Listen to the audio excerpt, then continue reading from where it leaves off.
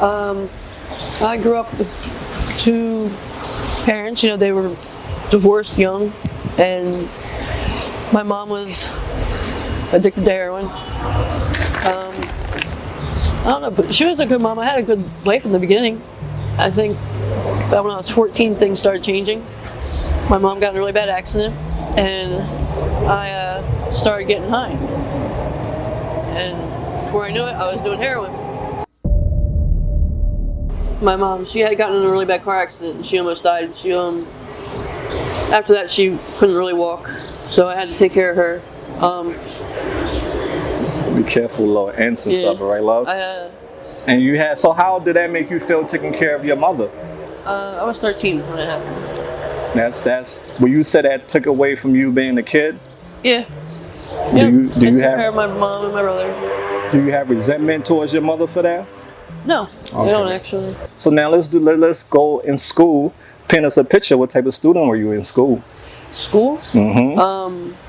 I actually was not very good in school. I dropped out in 9th grade and started getting high. Came to Kensington. And so who introduced you to heroin?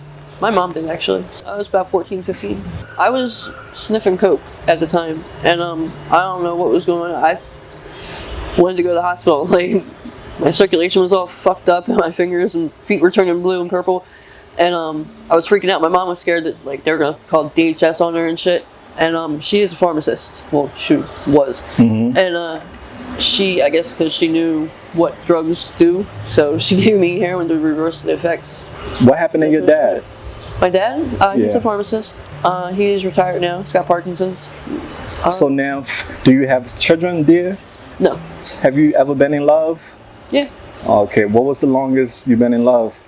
I was in a relationship for 7 years. Current relationship, I've been 5 years. What sign are you? Yeah. Taurus. Taurus. Oh, we got the bowl in front of us. You're going hit it with the horn, yeah. All right, so now let's get back into addiction, dear. What was it like back then to now you notice? I don't know. A lot has changed. What have you noticed have changed? Well, the drugs for one, and the way people are on them. Because now, with the trank that's involved, I don't know, everybody just looks like death. And that's what society failed to understand. They don't know why these people are like that, so they call them zombies. The dope, the heroin, and the trank. Well, actually, it's just fentanyl and trank now. Do you know what they put in these drugs that you're taking? You just... Not anymore, no. Not anymore. All right, now let's go into your story. What drugs are you currently addicted to out here? Fentanyl and cocaine. Do you mix both of them? Yeah. Like speedball, what they call that, right? Yeah. And how does that make you feel? Numb. All right. So when you get numb, you don't feel all the things that happened in the past. That's what you're running Basically, from? I guess so. You're running from those things. Now, do you inject or snort? Inject. Inject. That must be scary, right? For some people. I hate needles, so when people say do you like needles, or you just do it just to get well? I don't really like them. I just like the way it makes me feel. You said it keeps you numb. That's it? So you don't want to feel nothing, that's why you take it, you don't want to feel. Yeah. Is that a good feeling to be numb though, not wanting to feel? I don't know, I wouldn't say good, but it's numb. So, I mean, I don't know any other way to say it. Well, you know what though? Sometimes people get numb and they don't come back from being numb. That's the scary part. Are you afraid of not coming back from being numb? Sometimes. Have you overdosed on this thing out here? No. Knock on wood, right? Yeah. God bless you, dear. Have you seen people out here overdose? Yes, many. It's scary, right? Have you had a Narcan people out here? Yes. It's dangerous. What's the scariest thing that you have seen out here or that has happened to you? It's a lot of horror stories in this place. Anyone you can... The scariest thing I've seen was I seen a girl caught on fire here in this park.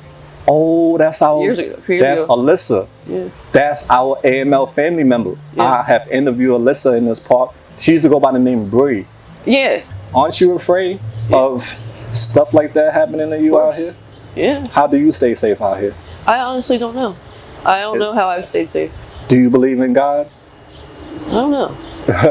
Where do you believe you'll go when you die? I don't know. You don't know? Yeah, that's one of the scary things. I don't know. What's the biggest lesson that you have learned from all the stuff that you have been through? Basically not to judge a book by its cover. Beautiful, right? And if you can go back in time, what would you tell your little self, your younger self? What advice would you give?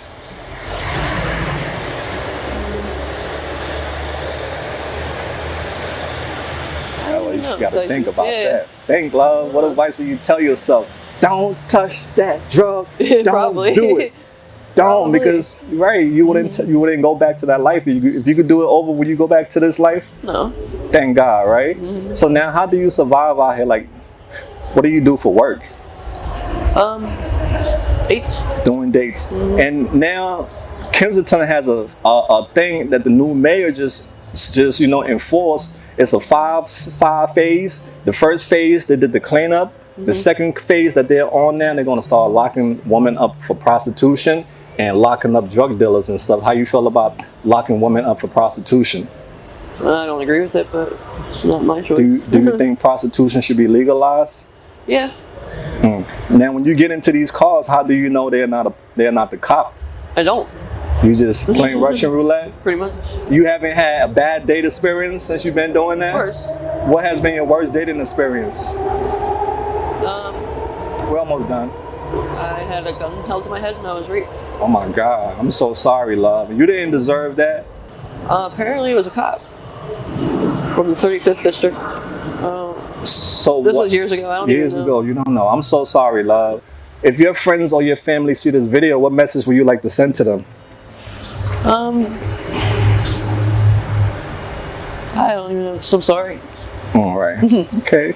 It's understandable, and you're, having courage to do this. So I really appreciate you for doing this.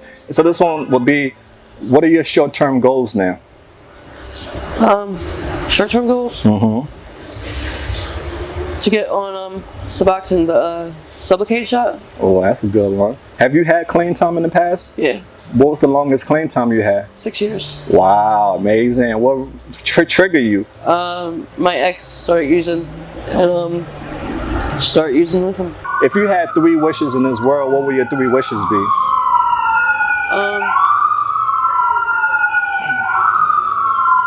I want to start over.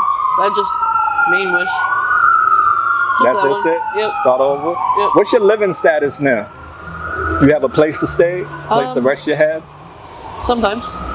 So when you don't have a place to rest your head, where do you stay? I don't. I just out here. And it's scary, man, out here. So you would just stay up 24 hours like break day? Damn. How is your mental health like out here? Sorry. It's all right? Well, you are a warrior, dear.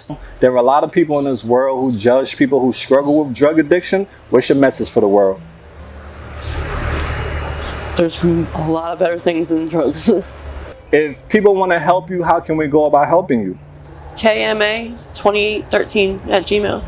So hey fam, keep this lovely lady in your prayers. Let the angels protect her while she's out here in the Badlands, and let that moment of clarity come to her one day where she'll be like, I had enough of this nightmare and I deserve better. All right, so we'll keep praying for you. All right, love? All right. So fam, remember, don't be bitter, be better. And we out there. Peace out.